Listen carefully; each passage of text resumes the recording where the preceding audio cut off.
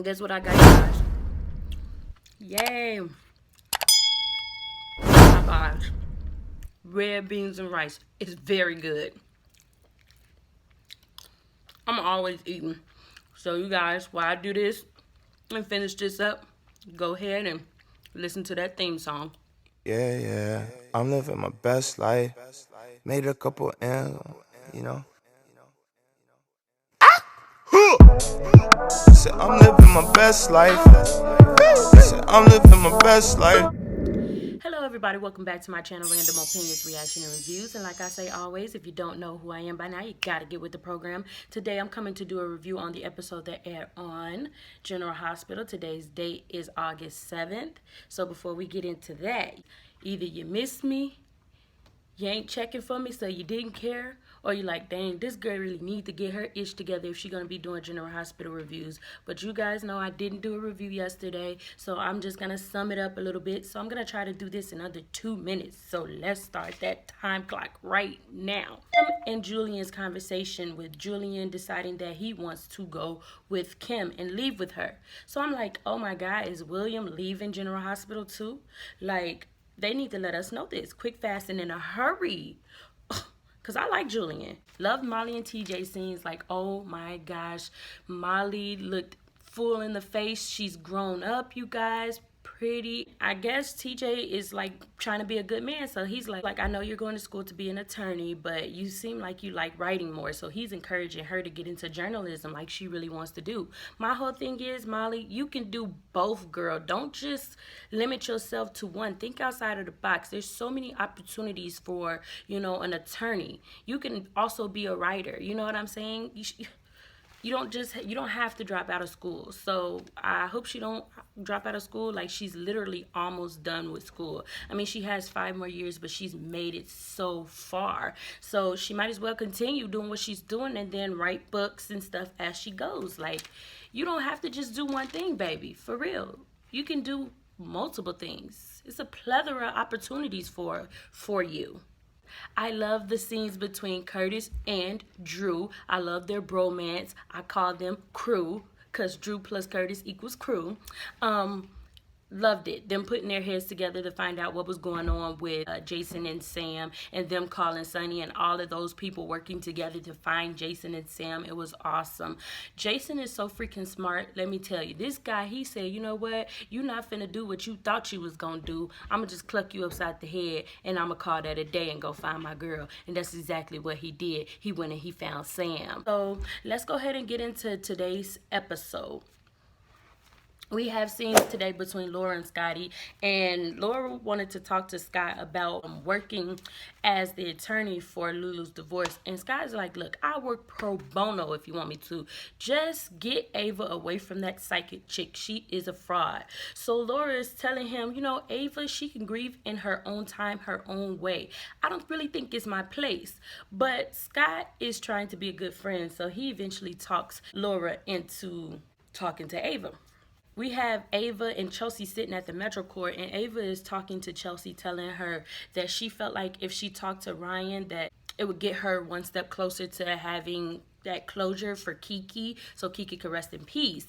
And, things didn't go well. So Chelsae is telling her, you know what? Kiki is going to rest uneasy unless you figure out and think outside the box on what to do in order to fix this relationship. We have scenes today between Valentine and Nina. They now know that Jax and Hayden is up to something. Why? Because Valentine laced the drink and Hayden was telling the truth. But they now know that Jax and Hayden are up to something because Hayden admitted that much before Jax interceded. And then we have a brief scene with Hayden and Jax, and they're talking about Finn, actually, because when Hayden walked up, Finn was on the phone with Jax, and he was calling to see how Hayden was doing. So they get to talking about him for a while, and then they get on to Cassandra. So I guess they don't know anything about Cassandra, but because those files were in Jax's office, Nina and Valentine believe that Jax knows something. Now Jax and Hayden want to find out what information do Valentine and Nina believe that they have on this Cassandra person. But they're also trying to think of ways that they can, get closer to certain people to find out more information, since now they know that Valentine and Nina are on to them. And so Hayden is telling Jax, like, you need to befriend Nina. Either get close to Nina or you get close to Charlotte. And Jax is like, no, Charlotte is out of the question, but I've already took the necessary steps to get close to Nina.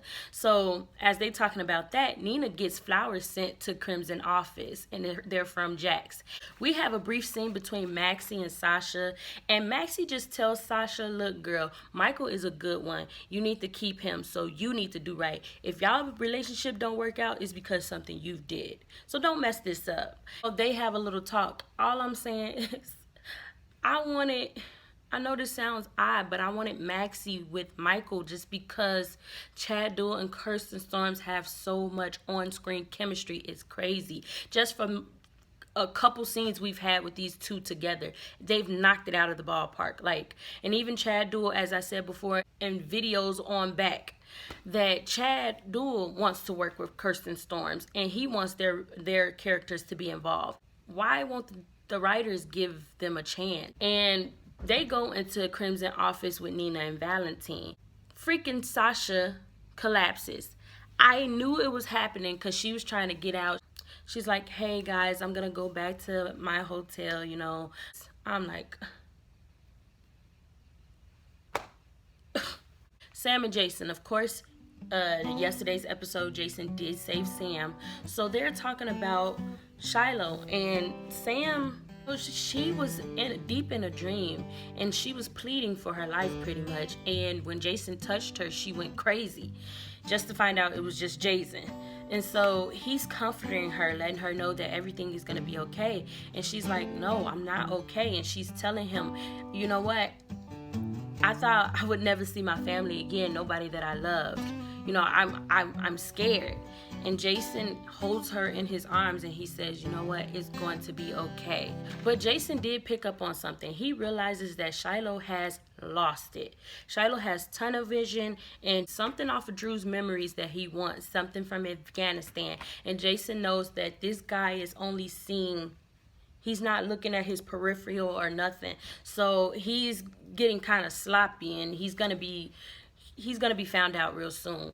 And it's funny because when Elizabeth walked into the hospital, to go in for her shift, she was talking to Finn, and Finn was telling her, yeah, Jason and Sam are here. And she makes a remark like, hey, I'm glad that my life is just boring, And I'm like, oh, you don't know what's going on though, sister. Now, y'all know yesterday's episode, Cam seen Shiloh, right? Y'all, Shiloh done kidnapped this boy to have the procedure done on him. And Dr. Cabbott freaked out and was like, hey, I can only do this material on twins. I can't do this on this kid. I don't even know how it's going to impact him. This could leave him in a vegetative state. And Shiloh don't care. He just wants those memories. Like Jason said, tunnel vision. He don't care about Cameron, this little boy. How could you... this guy is supposed to be all about a new dawn and being a good person and leading the kids to the right path. And you kidnap this boy and you don't care if something bad happens to him? Are you serious? Just for you to further your agenda, Shiloh? Really? But Cam is resourceful. He's not going down without a fight. Shiloh and Dr. Cabbott, they're arguing. They come back in the room. Shiloh then talked Dr. Cabbott into going through with this procedure because he says, you know what, if I go down, you go down. We got to work together. So when they come back in the room, Cameron kicks Shiloh in the crotch, you guys. And that pissed Shiloh off. He was ready to hit Cameron. But Dr. Cabbott caught his hands and told him it'd be better if you just tie his feet down. And Shiloh's like, oh yeah, that's a good idea. Dude is dumb.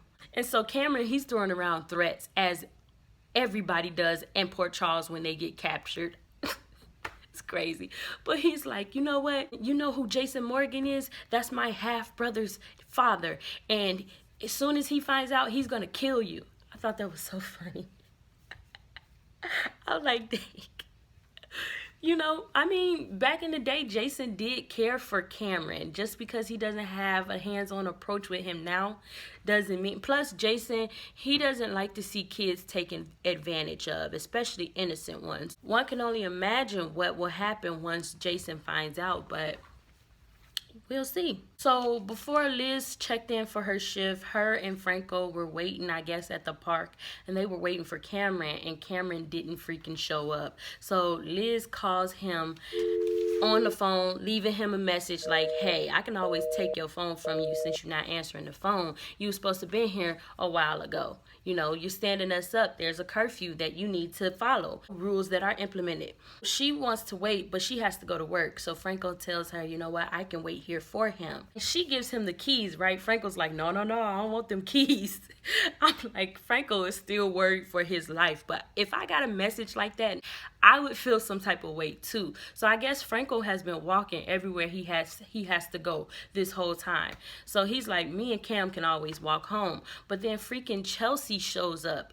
And she is like uneasy, you guys. And she tells Franco, you know what? I gave you the wrong message a while back. You have to take that drive. And Franco doesn't feel comfortable. He's like, you're a psychic. What do you mean you gave me the wrong message? And she says, you need to take that drive, right? So while she's talking to him and telling him all this, like this mumbo jumbo message, it's not even clear cut. It's more like a message in riddles. So Franco's not understanding what's going on. He gets a call from Scotty. And Scotty is telling him, look, you need to find out where Cameron is because this boy is in trouble. He done parked somewhere he wasn't supposed to.